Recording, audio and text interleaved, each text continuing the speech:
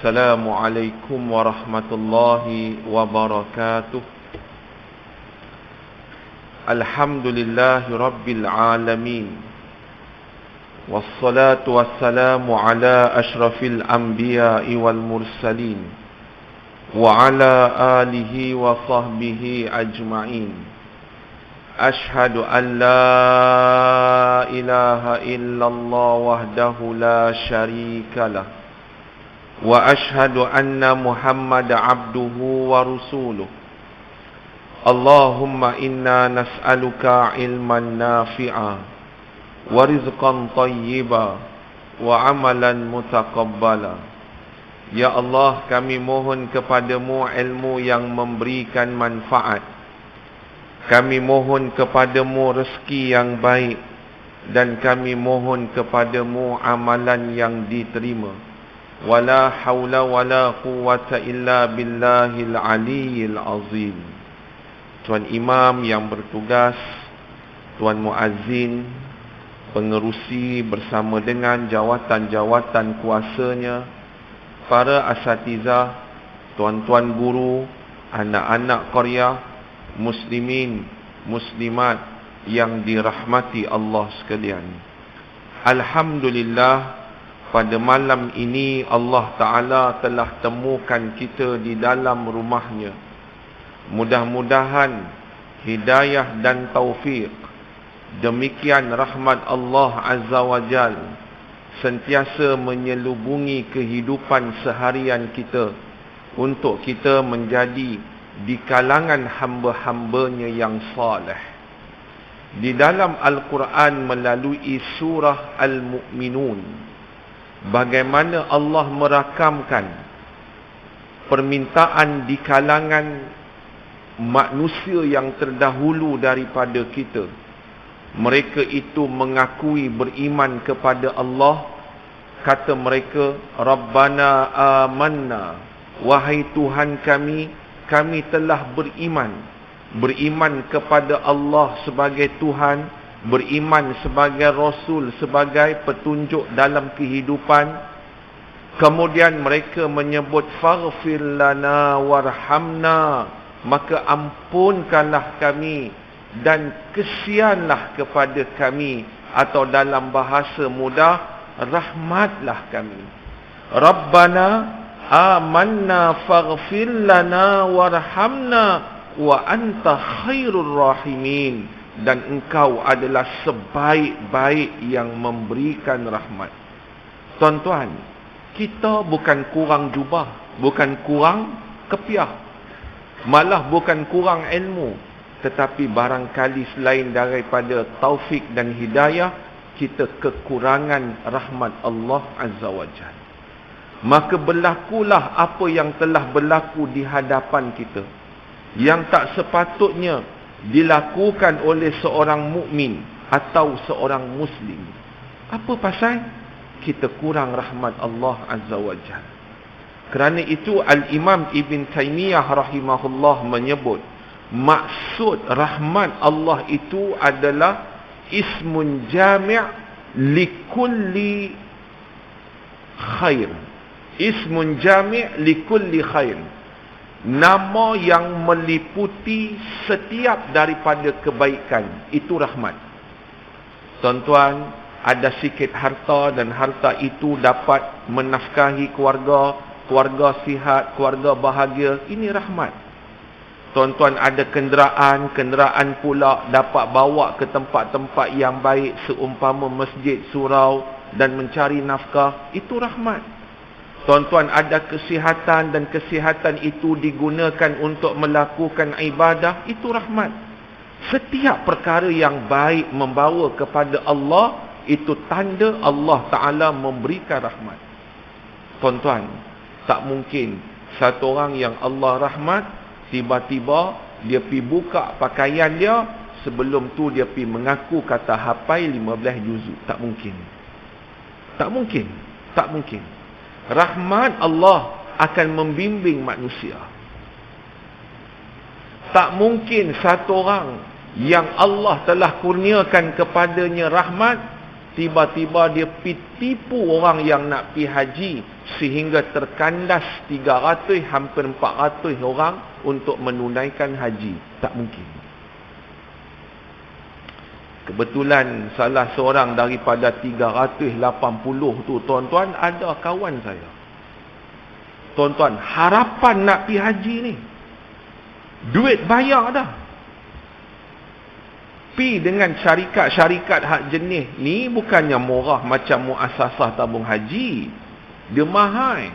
Pi pula kalau suami dengan isteri 40,000 tentu dah. Itu baru seorang. Tuan-tuan bayang, takkah kesian pada wajah-wajah jemaah yang nak pi menunaikan haji ni menunggu sekian hari? Harapan tu harapan palsu. Elok petang kata kapal terbang tak ada pula dah. Esok mai pula.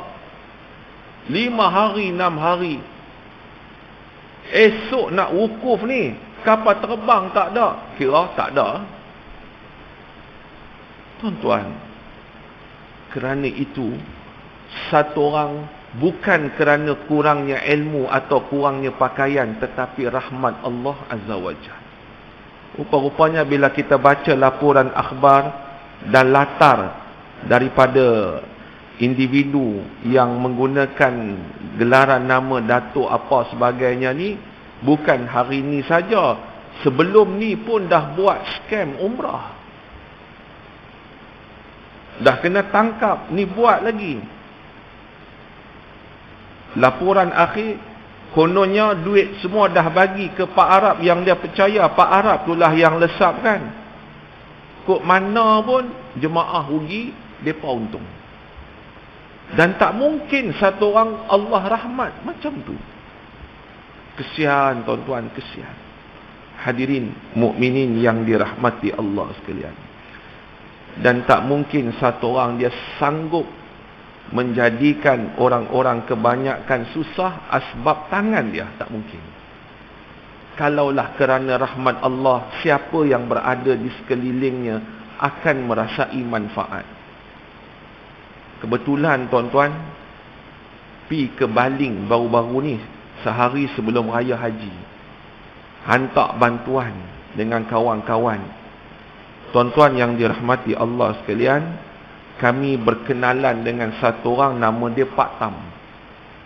Dia ni masa hari kejadian tu, dia ikat badan dia, kemudian ikat satu lagi tali belah sana tu pada kereta supaya dia tu tak hanyut dengan isteri.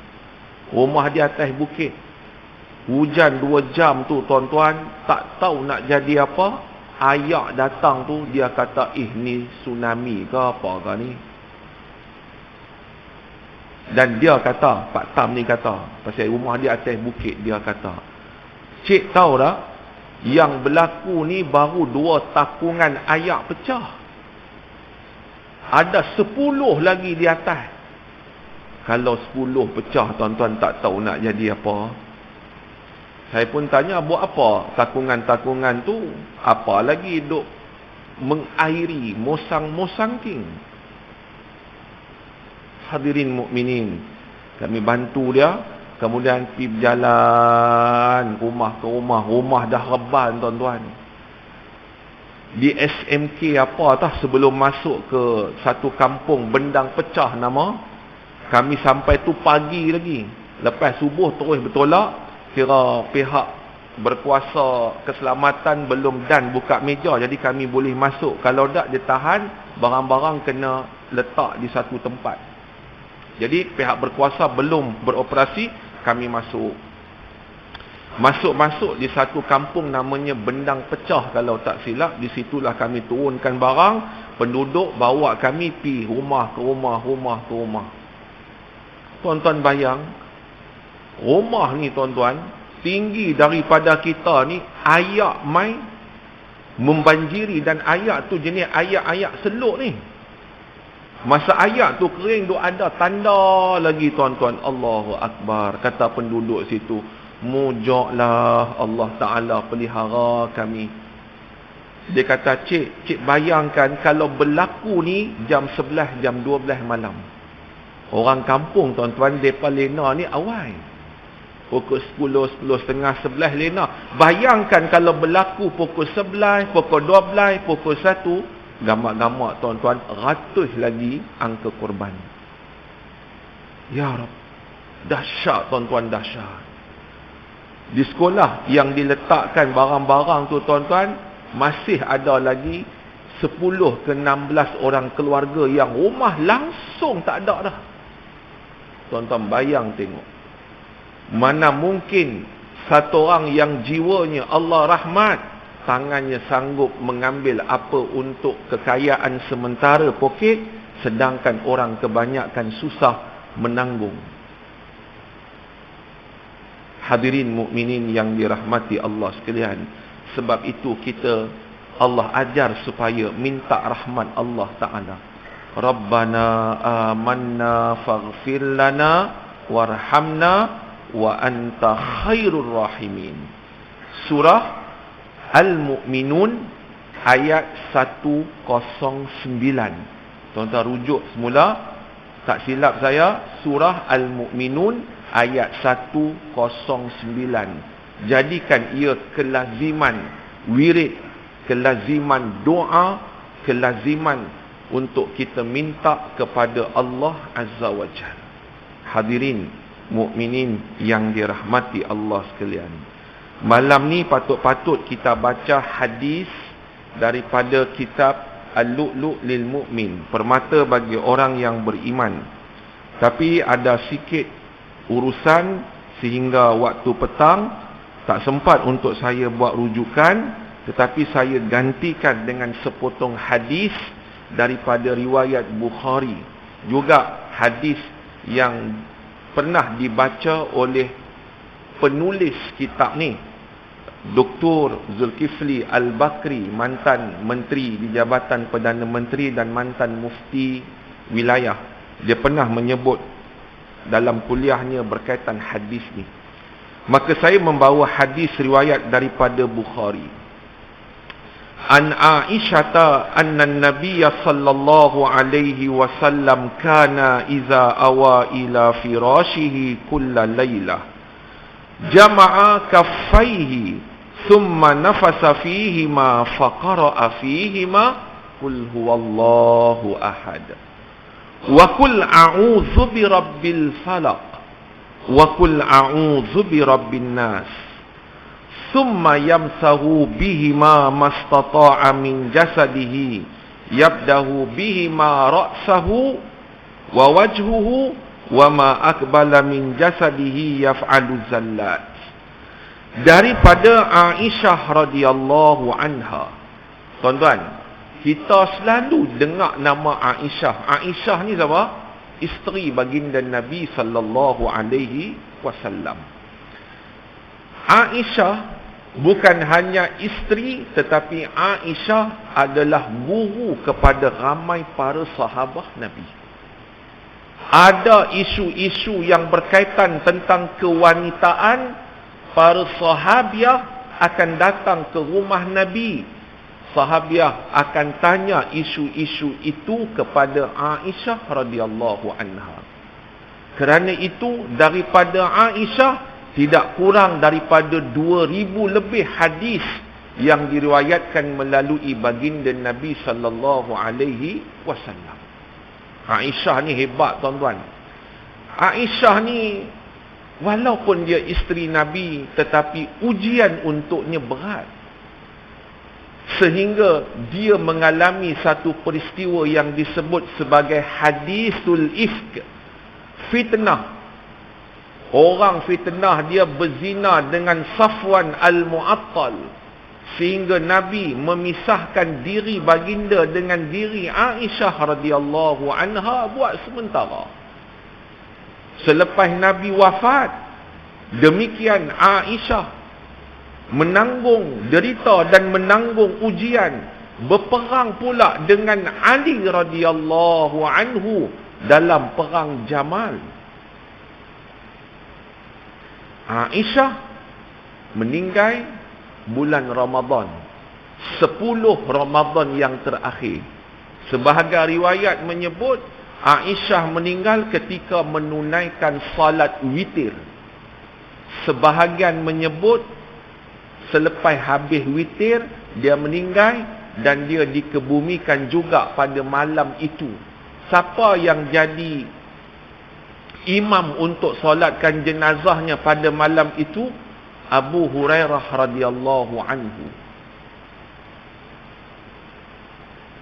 Dalam kubur yang terima peluk jasad Aisyah antaranya ialah Abdullah bin Zubair bin Awam dan juga Urwah bin Zubair bin Awam yang sambut jasad Aisyah radhiyallahu anha.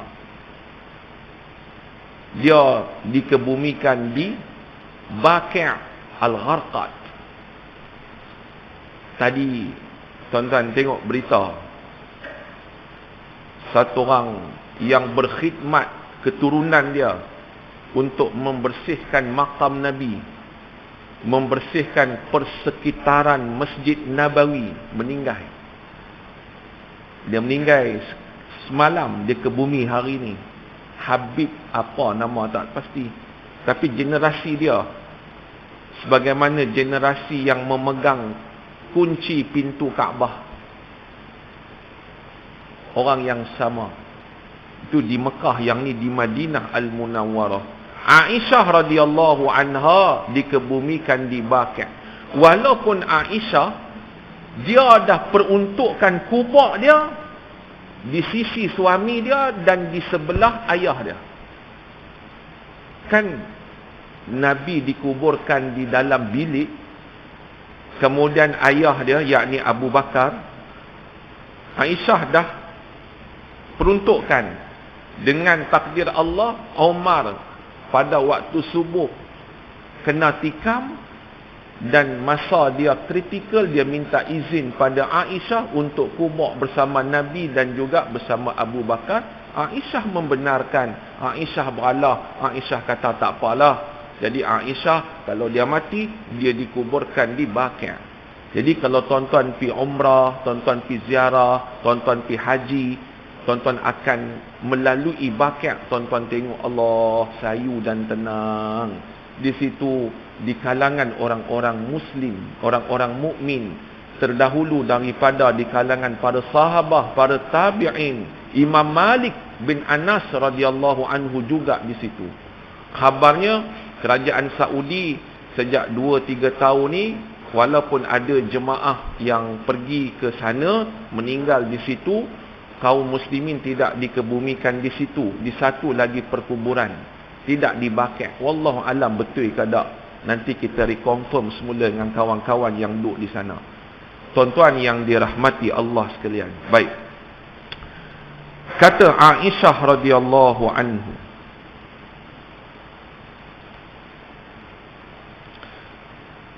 kana iza awa ila firashihi, apabila Nabi sallallahu alaihi wasallam nak lena dan dia pi ke katilnya ataupun ke pembaringannya. Tuan-tuan, katil Nabi ni ataupun pembaringan Nabi ni sama tak macam pembaringan dan katil kebanyakan orang? Tak sama.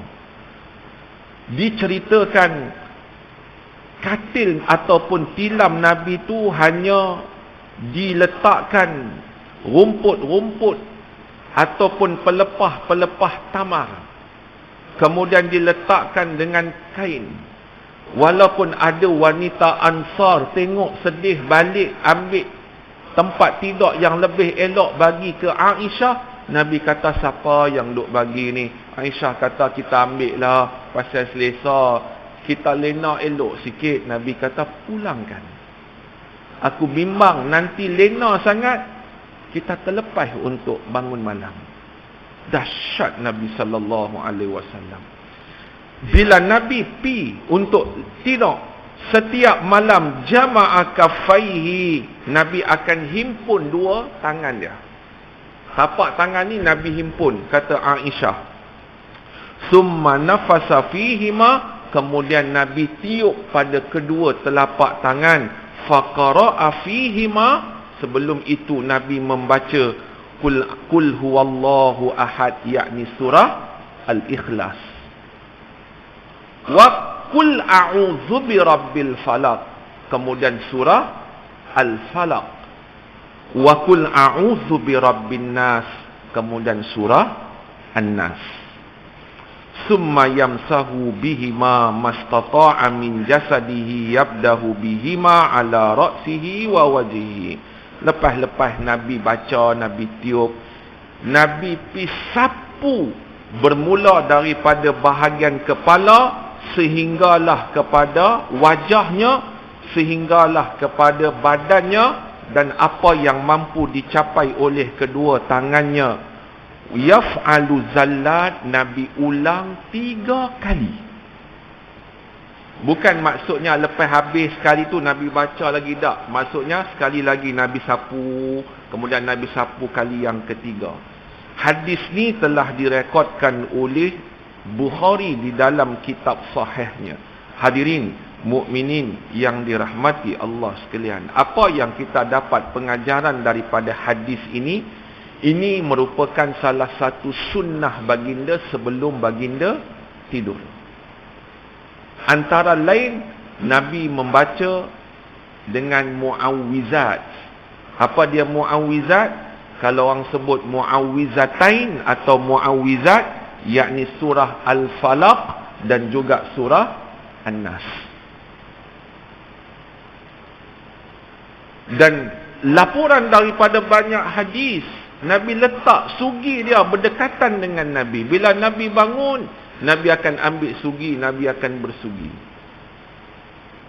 Demikian kata Aisyah, aku tengok bila Nabi bangun, Nabi tak bangun terus.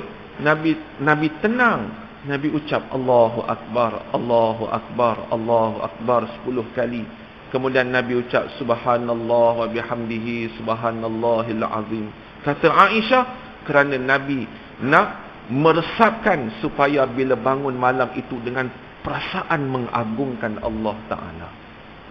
Nabi sallallahu alaihi wasallam.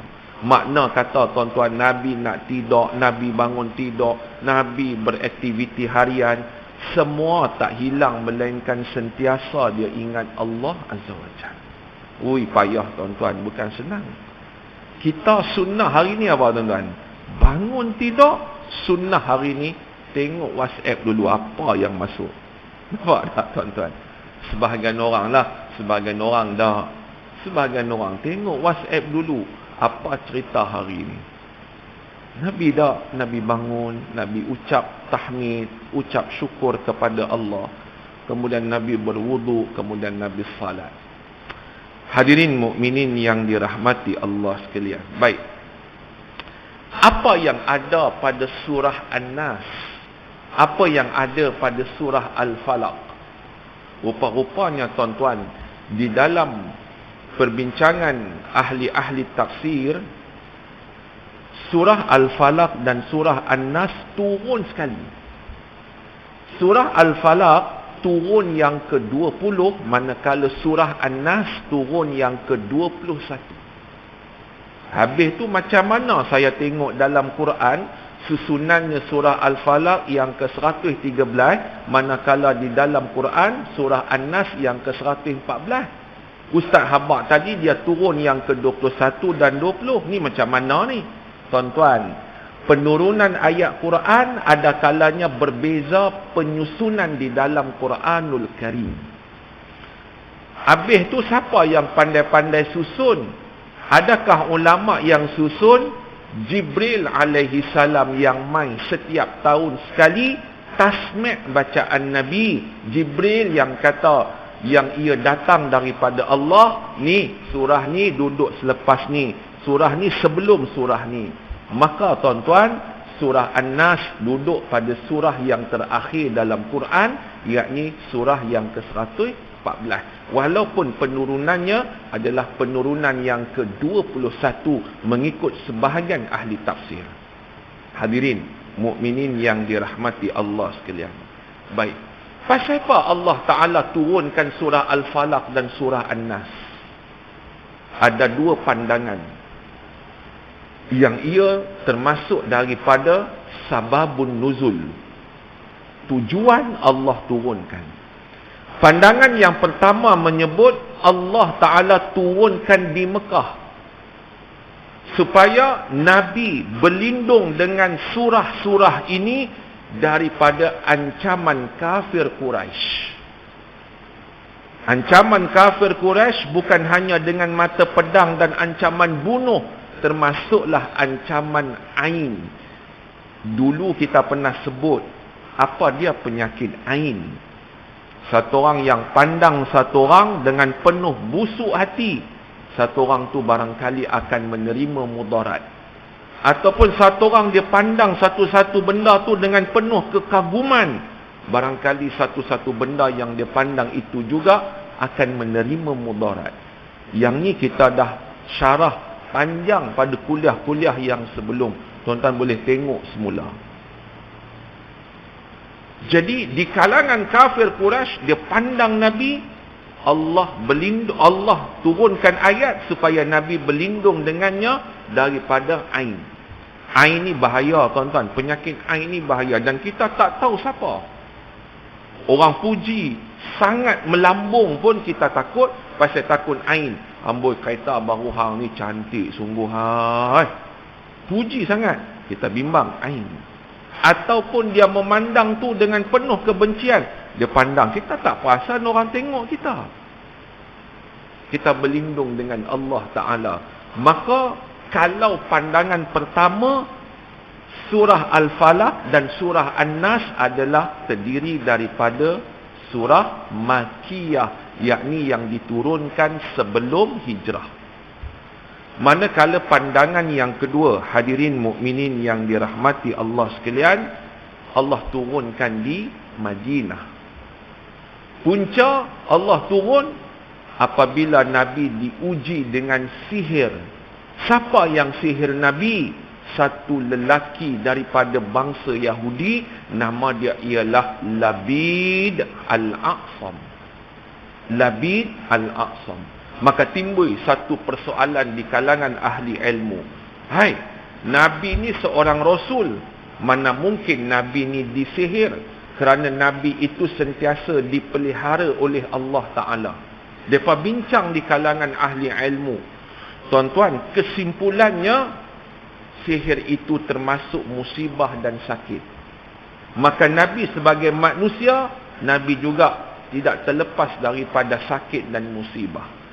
Maka sihir juga mengenai Nabi sallallahu alaihi wasallam. Macam mana Nabi disihir? Nabi sikat rambut. Barangkali ada rambut-rambut Nabi yang terlekat pada sikat. Jadi ambil rambut tu, gumpai pada sebahagian pelepah kurma. Kemudian pergi baling dalam telaga.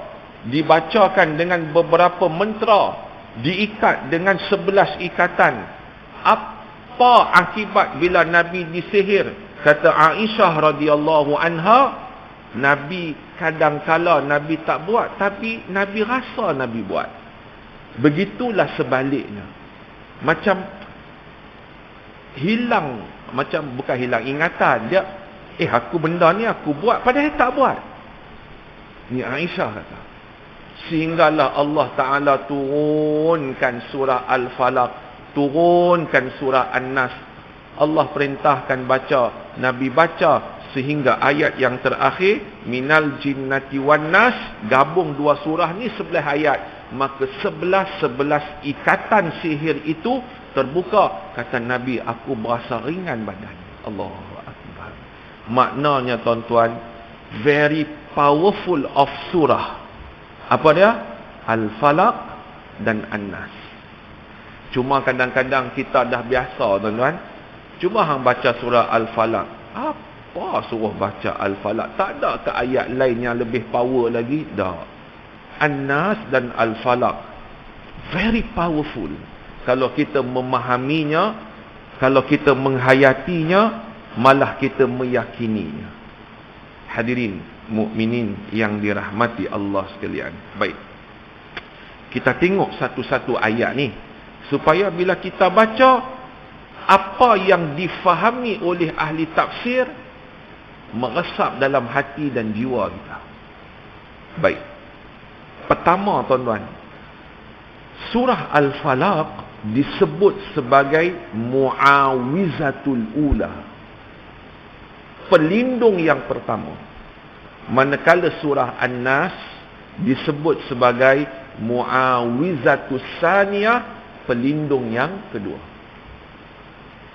Kerana itu, kalau tuan-tuan perhati, surah An-Nas, Allah Ta'ala menyebut sifat-sifat keagungannya 3 kali yang berbeza. Tetapi kita minta di dalamnya satu benda. Sebaliknya surah Al-Falaq, Allah Ta'ala menyebut sifat keagungannya satu kali, kita minta di dalamnya 3 atau 4 benda. Baik, tuan-tuan tengok surah An-Nas. Allah Ta'ala kata, Kul a'udhu bi rabbin nas, malikin nas, ilahin nas. Tuan-tuan tengok unik Allah Ta'ala turunkan ayat. Pertama, Allah perintahkan Nabi untuk berlindung dengan 3 sifat Allah yang agung. Apa? Rabbin nas, malikin nas, ilahin nas. Baik, kita tengok satu-satu. Kul. Apa maksud kul? Tuan-tuan tengok terjemahan, maksudnya katakanlah, sebutkanlah. Menariknya, ulasan daripada Buya Hamka melalui kitab tafsirnya, Tafsir Al-Azhar, kul bukan hanya sebut, bukan hanya katakanlah, tetapi kul membawa maksud juga, ajarkanlah kepada umatmu. Maksud ajar apa? Ajar surah ni. Dan juga sebahagian ahli tafsir menyebut perkataan kul membuktikan bahawa Quran bukan mai reka Nabi, tetapi dia mai daripada Tuhan. Kalaulah Nabi reka ayat Quran, Nabi buang perkataan kul. Pasal kul ni ada tanda orang suruh, tentu Nabi buang. Tapi Nabi kekalkan kerana ia wahyu Tuhan. Kul. Kul a'udhu. A'udhu. A'udhu daripada perkataan auzun. Auzun. Apa maksud auz? Auz ni lari daripada sesuatu yang ditakuti, pergi kepada sesuatu yang kukuh, teguh dan hebat. Ini auz. Tuan-tuan, ada tak di dalam ayat-ayat lain, baik Quran, baik hadis, baik doa-doa yang menggunakan perkataan a'udzu? Banyak. Antaranya tuan-tuan boleh tengok di dalam surah Al-Mu'minun, surah yang sama saya sebutkan tadi juga tuan-tuan, ayat yang ke-97, 98. Yang ni juga boleh dijadikan bacaan harian kita. Rabbi a'udzubika min hamazatis syayatin wa a'udzubika rabbi ayyahdurun. Rabbi a'udzubika, Tuhanku, aku berlindung kepadamu daripada bisikan-bisikan syaitan. A'udzu. Dalam wirid yang tuan-tuan selalu baca pagi-pagi, Allahumma inni a'udzubika minal hammi wal hazan wa a'udzubika minal jubni wal bukhl. Ni juga kita minta Allah lindung. Kita lari daripada satu-satu benda yang kita khawatir, yang kita takut, pi bergantung dengan Tuhan yang maha hebat. A'udzu. Kul a'udzu bi rabbin nas. Aku berlindung sungguh-sungguh kepada Tuhannya manusia. Apa maksud Rabbin Nas? Said Qutb di dalam kitabnya Fi Zilalil Quran menyebut, Rabbin Nas ialah Tuhan yang mencipta, Tuhan yang mengurus, Tuhan yang memelihara, Tuhan yang melindungi. Kita minta dan pergi kepada Allah dengan kita mengiktiraf Allah adalah melindungi kita, Allah yang mencipta kita. Kul a'udzu bi rabbin nas. Baik, nas, tuan-tuan tengok An-Nas. Surah ni nama An-Nas. An-Nas ni apa tuan-tuan? An-Nas ni kita terjemah manusia. Cuma perkataan An-Nas dia ada dua. Sama ada perkataan itu berasal daripada perkataan Nuwas. An-Naus maksudnya ialah yang bergerak. Manusia ni bergerak tuan-tuan, walaupun dia sakit. Kaki dia sakit, kena gaut. Maklumlah 3-4 hari ni kita makan daging. Jadi ada orang yang ialah sesekali, tuan-tuan setahun sekali makan daging, kena gaut. Tapi dia boleh bergerak tak? Boleh. Naik wheelchair, naik kereta. Nas, bergerak. Satu lagi, kata ulama, barangkali nas berasal daripada perkataan unas. Alif nun alif sin, unas. Unas ni apa? Yang nampak, yang kelihatan, yang dapat dirasa. Jadi tabiat manusia dan ciri manusia mestilah yang dapat dilihat dan dirasa. Satu hari tuan-tuan kata, jom kita pergi rumah Tuan Haji ni, jom. Tapi dia ni kita tak nampak, dia ni raib. Tapi dia ada. Itu bukan manusia, itu jin. Pasal manusia tabiatnya unas, dia mesti nampak dan mesti kelihatan.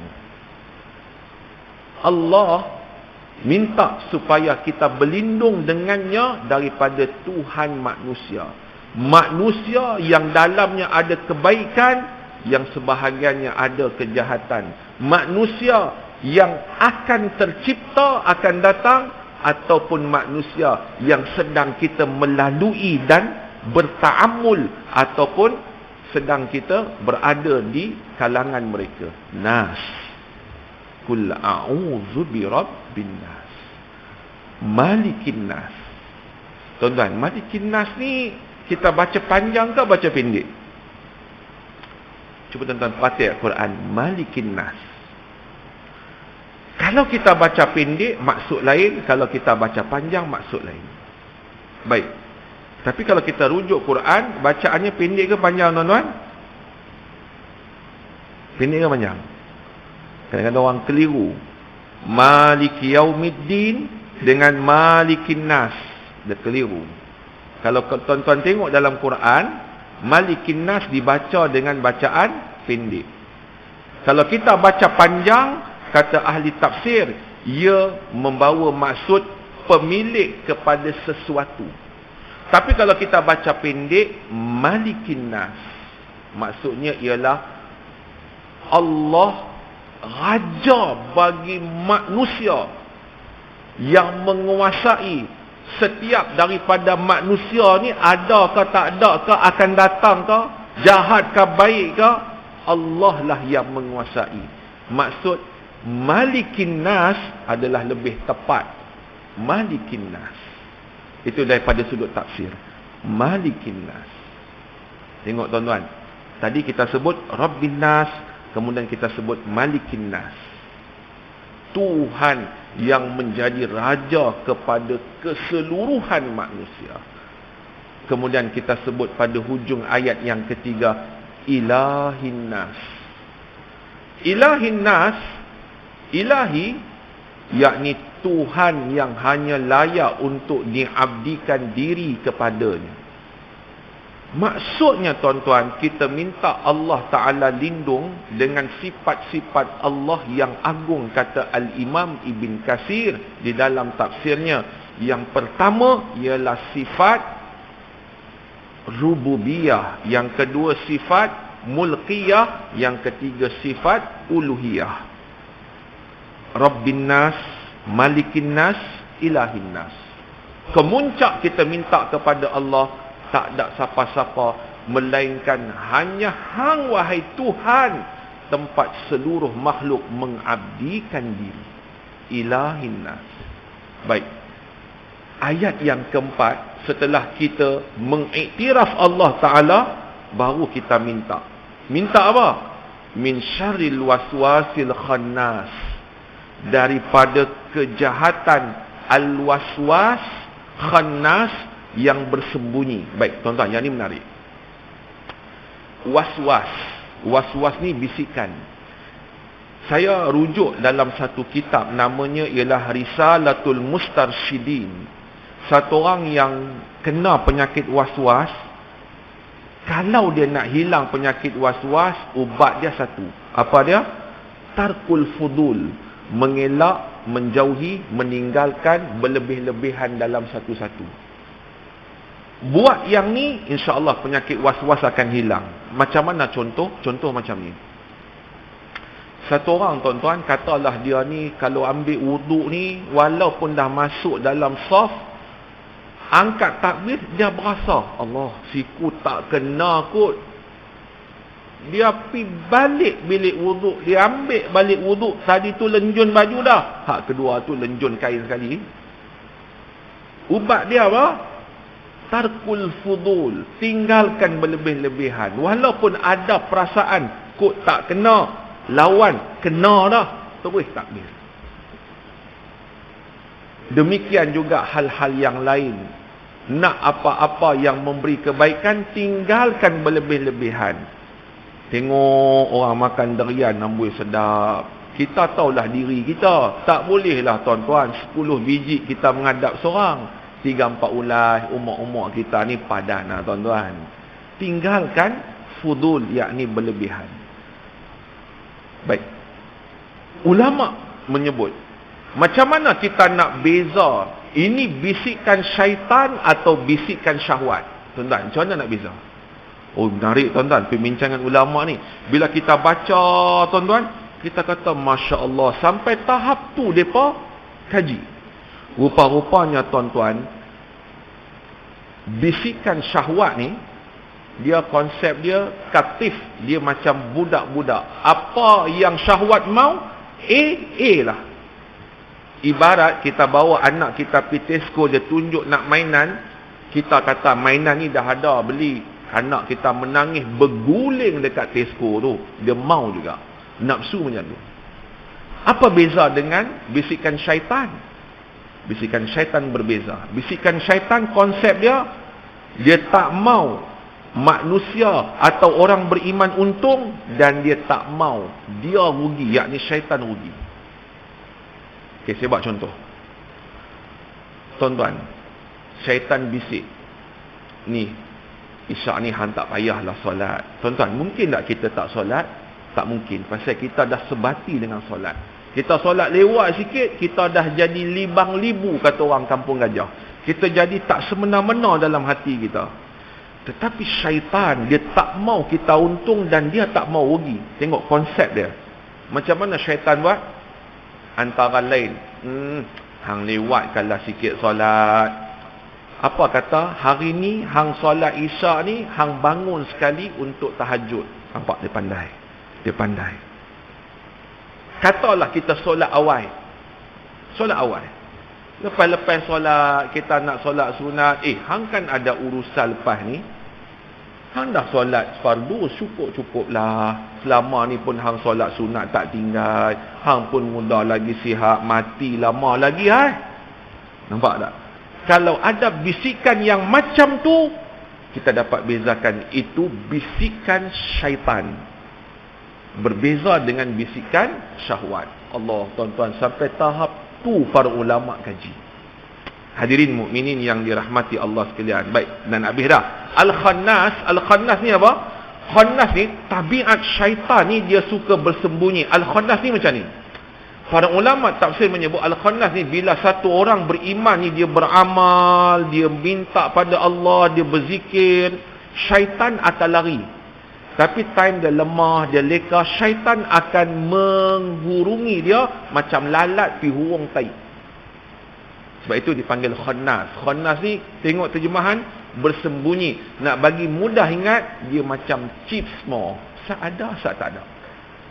Masa dia ada, kita lemah, maknanya kita leka. Masa dia tak ada, kita kuat, amalan kita kuat. Khannas. Kita minta Allah lindung daripada bisikan jenis khannas, allazi waswisu fi sudurin nas, yang bisikan tu akan ditiup dalam dada kita, minal jinnati wan nas. Siapa yang bisik kejahatan ni? Ada dua bangsa, satu jin, satu manusia. Baik, tuan-tuan yang dirahmati Allah sekalian, sebelum kita solat, saya tinggalkan tuan-tuan dengan satu soalan supaya tuan-tuan berfikir. Tuan-tuan, apa pandangan tuan-tuan dengan kenyataan sebaik-baik jin adalah sejahat-jahat manusia. Tuan-tuan, apa pandangan tuan-tuan? Tuan-tuan membenarkan ataupun tuan-tuan rasa pelik? Tuan-tuan tengok manusia sejahat-jahat manusia. Baru-baru ni seorang suami, dia pi kelar isteri dia, dia pi kelar anak dia hak baru berapa bulan. Jahat tu. Tiba-tiba hak tu lah paling baik di kalangan jin. Apa lagi kejahatan manusia yang kita tengok dalam masyarakat kita? Satu anak muda pi minta kunci mutu pada ayah dia. Ayah dia tak bagi. Dia pi tumbuk muka ayah dia. Ayah dia sampai masuk hospital lebam-lebam. Itu jahat manusia. Adakah itu yang paling baik di kalangan jin? Tuan-tuan, macam mana nak jawab tuan-tuan? Saya serah kepada tuan-tuan. Nanti kita jumpa pada kuliah yang akan datang. InsyaAllah saya bagi jawapan. Saya bagi jawapan. Wallahu ta'ala a'lam. Jadi saya ada bagi tadi beberapa doa daripada surah Al-Mu'minun. Antara lain yang saya beri kepada tuan-tuan ialah surah Al-Mu'minun ayat 97 sehingga ayat 98. Ajaiblah tuan-tuan. Pengalaman saya seminit yang terakhir, ada satu orang dia mengadu pasal anak dia ni baru 3 bulan. Dia dan suami dia duduk di dalam estate nun di Johor. Dia ni kira bos-bos lah. Jadi rumah yang diperuntukkan tu tuan-tuan besar dan jauh ke dalam. Kalau tuan-tuan perasan dulu di tepi-tepi Tesco tu ada rumah putih tuan-tuan yang itu British punya kan dulu. Lebih kurang lah ada 7-8 bilik. Jadi rumah dia macam tu. Rumah dia atas bukit, dalam atas bukit tuan-tuan. Besar dalam besar tuan-tuan. Seorang diri pula. Setengah hektar tu saja tuan-tuan kawasan rumah dia. Jiran 200-300 meter. Peliknya dia kata, elok 6.5 je anak kecil dia mula teriak. Mula teriak. Teriak tu tak ada air mata. Dan teriak dia tu mata dia ni duk tengok satu benda takut tuan-tuan. Elok pukul 8 dia berhenti. Itulah ulang-ulang 3 bulan tuan-tuan bayang. Allah. Jadi saya nak buat apa ni tolong. Saya kata baca muawwizat. Apa dia muawwizat? Qul a'udzu birabbil falaq. Qul a'udzu birabbin nas, dan juga baca surah Al-Mu'minun ayat 97 98 hak tadi. Baca dengan kuat dan tiup pada anak tersebut. Alhamdulillah tuan-tuan, dia kata alhamdulillah elok dah. Bukan pasal saya, pasal Quran. Tentu Allah Ta'ala turunkan ayat dan ayat itu memberi manfaat kepada kita. Syarat dia yakin, mengimani. Itu syarat dia. Mudah-mudahan ada kebaikan dan tuan-tuan boleh beramal dengannya. Mudah-mudahan Allah memberi manfaat. A'udzubillahi minasyaitonirrajim. Allahumma ij'al jam'ana hadza jam'an marhuma wa tafarraqan min ba'dihi tafarraqan ma'suma. Wa sallallahu ala sayidina Muhammadin wa ala alihi wa sahbihi wa sallam. Walhamdulillahi rabbil alamin. Taqabbalallahu minkum. Assalamualaikum warahmatullahi wabarakatuh.